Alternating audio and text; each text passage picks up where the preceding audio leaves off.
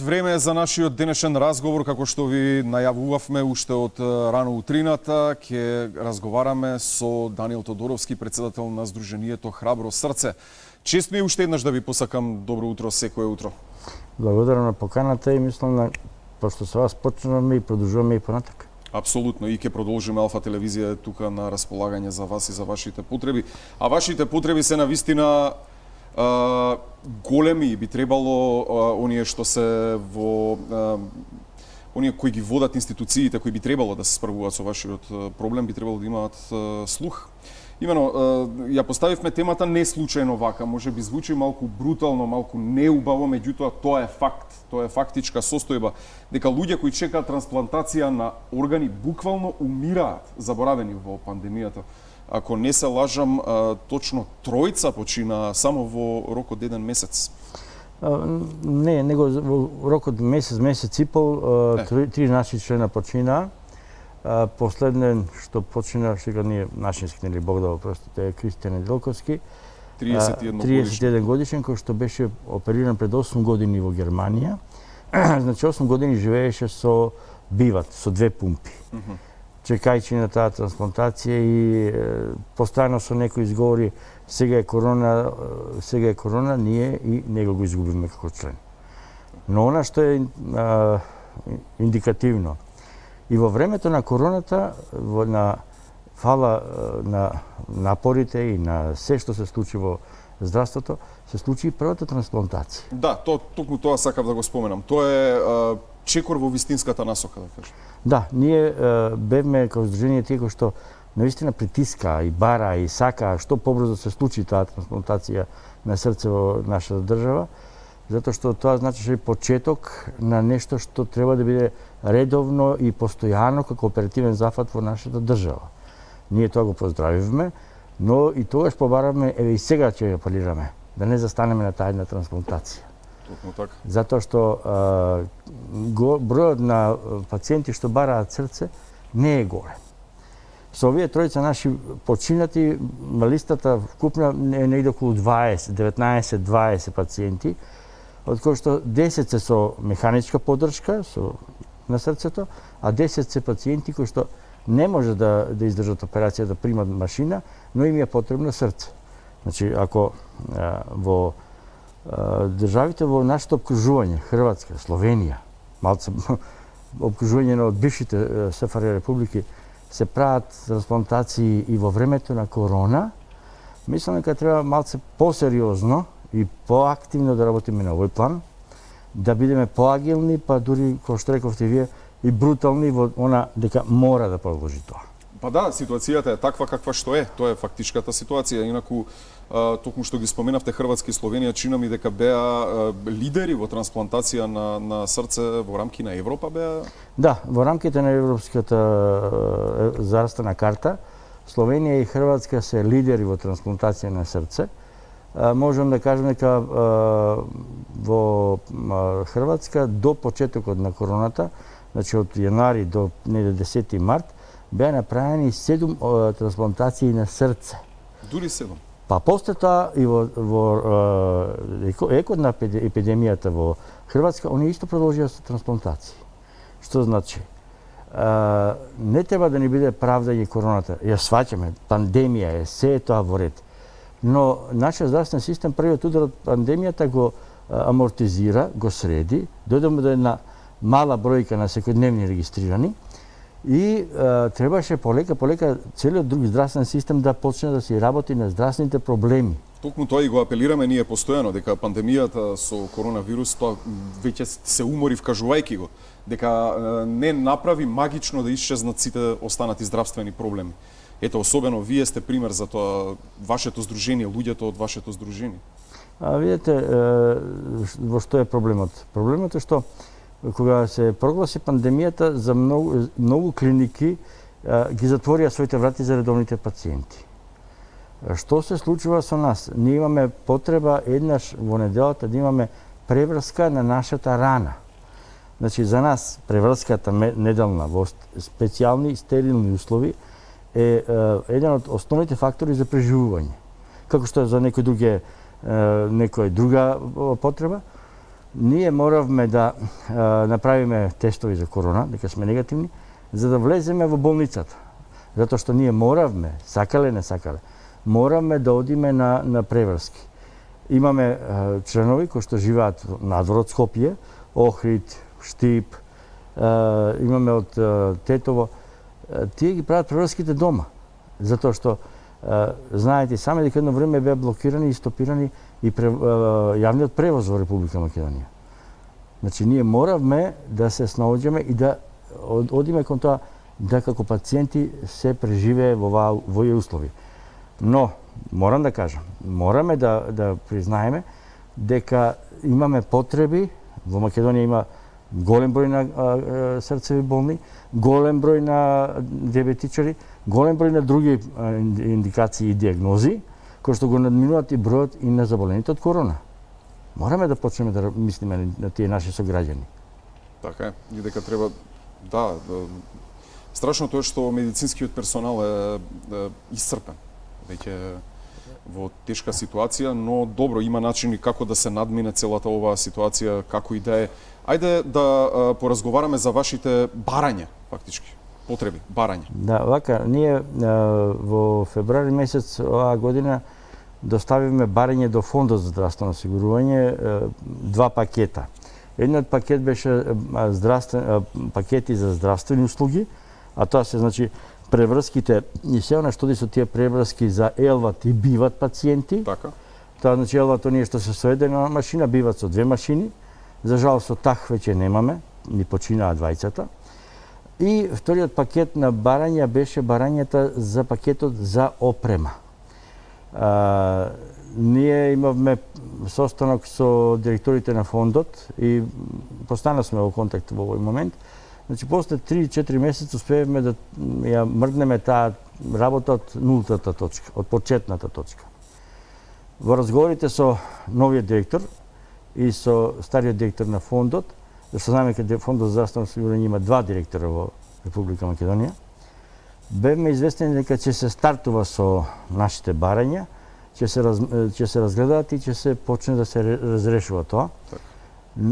Добивме ветување дека во рок од 30-35 дена тоа би требало да биде завршено, да се усогласат со државното здравство и со приватното здравство, каде што се вршат овие операции, да се усогласат листите, да се усогласи она што ние го бараме, а ние не бараме ништо поклон, не бараме ништо екстра, туку бараме нормални услови за преврска, за да го живееме нормалниот живот. Добивме ветување дека тоа ќе биде работено, расчистено. Према оние информации што до сега се дојдени до мене како претставител на Сдруженијето, дека во оваа фаза во државното здравство се разгледуваат нашите барања. Фазата на договор меѓу здравството, државното и приватно здравство уште не е почната и не е завршена. И мислам дека тука е кочницата. Зошто каскаме или касниме, како сакате крстите го тоа, дека се уште не може да се усогласиме каде би била таа преврска на пациентите со механичка циркулаторна потпора.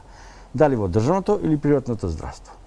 Ние како издружение не бараме и не кажуваме каде ќе биде. Тоа не е наша работа, тоа не е наша должност. Ние бараме да ни се обезбедат преврските, да бидат на терет на фондот, да обновата на машините биде на терет на фондот, како што во сите европски држави, секаде. Јас можам да ви кажам една груба проценка што ја не направивме. Тоа сакав да ве прашам, конкретно колку чини преврска, колку чини обновување на машината? Така, груба преврска. За нас сите 10 пациенти, во овој момент сме 10 со машините. Сите 10 пациенти со оние неделни преврски со се, би коштало негде, фондот би го коштал негде околу 20 до 23.000 евра. Значи, не сме со милионски суми како некои пациенти што диагнози што фондот одвојува за нив. Так. Но машините се кои што се обновуваат еднаш на 3 години, исто така не се некои огромни суми. Значи, батериите коштаат негде од 8 до 10.000 евра, затоа што тоа се ипак специјални батерии. Опремата за еден пациент би коштало негде за да се промени околу 10 до 15.000 евра. Но тоа е еднаш на 3 години, тоа не е секоја година. И правејќи ја споредбата, нашите потреби се многу помали отколку потреби на некои ретки болести. Така. Рековте дека тоа требало да биде, како што ви рекле од фондот, дека требало да се договорат за отприлика 1 месец. Да, Така негде доаѓа до, тоа би било, требаше биде на 10-11 на јули сега. Почна, за жал, почна парламентарните избори, кампањите, но фондот не треба да го засега тоа. Апсолутно. И мислам дека треба да се работи својата работа и да ние добиеме првичните информации што е усогласено меѓу фондот и јавното и приватното здравство. Затоа што на крајот што говориме да откако ќе се усогласат двете компоненти, ние како здружение ќе бидеме повторно повикани во фондот да ни се презентира документот, она што ќе биде одобрено, пред да оди на управен одбор на фонд и да се објави во службен вестник. Ние со големо очекување го очекуваме тој дел, да го видиме тој документ, да не прашаат, да видат, и еднаш за секојаш да осимнеме тоа од дневен ред за сите наши пациенти. Затоа што сега сме 10, но бројот на пациенти, слободно може да кажам, ќе се зголема од година во година. Што е страшно. Во секој случај сакам да кажам дека да, апсолутно се согласувам со вас. Вие сте во сите, сте во состојба која не може да зависи од изборите. Воопшто од кампања, од исход или што и да е. Не, Само да прецизираме дека тука не се зборува за политизација било каква, нели? Ние како здружение, и тоа ќе го кажеме пред пат кога што ви сега ќе повторам. Како здружение ние не сме партиски определени и нема никогаш да бидеме. Значи, нас политиката не ни интересира. Нас не интересира тој што е во моментот на власт, да нас ни овозможи нормален живот, да можеме да ги обаваме нормално своите работи, а не една добра приказна, како што кажа еден од поранешните директори на фондот, добра приказна да стане лоша и еден по еден да не нема. Затоа што ни тогаш, а ни сега, ако ние не баравме, не притиснавме, тие нема размислувано за постоперативниот живот на пациентите со вештачко срце. Тие мисля ни ги вградија машините, кој што наистина операцијата кошта големи средства. И сега, како знаете, терете си. Не. Значи, ние сме доживотно зависни од здравствените услуги и нас не интересира да ние тие услуги добиеме, затоа што сите пациенти се државјани на оваа држава и сите сме осигурници на тој фонд. Не може да има дискриминација, вие сте оперирани во приватното здравство и вие ќе ги платите сами преврските. Оперираните од државното здравство преврските не ги наплатуваат. По кој основ се врши таа дискриминација, кога ние сме сите овде, во оваа држава? Ова е сериозна забелешка. Тоа сме кажали неколку пати и сега кажам исто. Значи не може да... Тоа е точно така, тоа е дискриминација. Да, па еве ви кажам дека ние јас сум опериран во јавното здравство. Во приватно здравство, извинувам. Јас до ден денеска сите мои преврски си ги плаќам од сопствен џеп. Скоро година и пол. И ќе дојдеме во еден момент да сите ние, а сите ние не сме веќе активни, туку сме пензионери. И доаѓаме во една ситуација да веќе средствата кои што ги имаме да не достигаат за обичната преврска, да не збориме за опрема и за други работи. Така. Едноставно парите. А тоа се парите, тие се средствата. Колку да се колку чини тоа. За крај, толку ни дозволува времето да им кажеме на гледачите дека подготвувате и кампања. Да, ние чекаме да заврши оваа кампања сега што се партиите што имаат моралните парламентарни избори и ќе почнеме кампања, две кампањи ќе се спроведуваат. Една, но со две насоки. Едната насока е она што разговараме, унапредување и зголемување на свеста за потребата од донирање на органи кај нашиот народ, да свати дека не се само трансплантацијата на бубрези, туку има потреби од срце. Тоа го видиме од тоа што ако во 2018 година, за да можеме да спреме оваа кампања, ние мораме да малце да се информираме. Так. Во 2018 имате, према официјалните статистики на Македонија, имате над 6000 пациенти кои што се повредени во сообраќајни незгоди во Македонија. Па 10% од нив да дојдат во мозочна смрт, а сигурно доаѓа многу повише, и 10% тие да нивните фамилии се сложиле за донирање на органи, ние нема да имаме проблем со органи за донирање. Во ниеден случај. Значи, свеста на населението, свеста мора да ја подигнеме заедно сите, со помош на вас и другите јавни гласила. И вториот дел на кампањата е измените на законот за трансплантација на органи, каде што се служуваме да фамилијата има последен збор на пациентот во мозочна смрт, но во колку пациентот за време на живот кај нотари заведе изјава, тогаш да тоа се рачуна како тестамент, последна желба. Така, да. како негова последна желба. И она што исто го бркаме во овој момент, трчаме заедно сите и бараме од фондот, а тоа е да ни се даде и да ни се одобри единствена шифра на диагнозата наша. Сега сите имаме различни диагнози, а сите имаме машини. Значи, не може еден да има кардиомиопатија, друг да има ова, те да има трето. Затоа со фондот сме во овој момент исто во преговори да добиеме према меѓународната класификација на болести една диагноза под која ќе не водат сите. Ви посакувам многу среќа и ќе кажам само дека гордост ми е да кажам дека ја почнавме едни од првите можеби што почнавме да го пренесуваме вашиот апел, вашиот глас. И тоа беше токму поставено со насловот во однос на првиот дел од вашата кампања што ја споменавте. Знаете ли дека можете да донирате органи? Затоа што свеста на населението е многу ниска по ова прашање. И јас можам да ви ветам дека ете барем добро утро секој утро ќе се труди постојано да апелира и да ги потсетува луѓето дека да можат тоа да го направат и со тоа да спасат живот. Благодарам на помошта, ќе ни треба таа помош. Основното е што донирањето на органи е една од најголемите доблести и хумани чинови на секој поединец. И она што мора уште да потсетиме. Секој потенцијален донор спасува минимум 8 животи, не еден.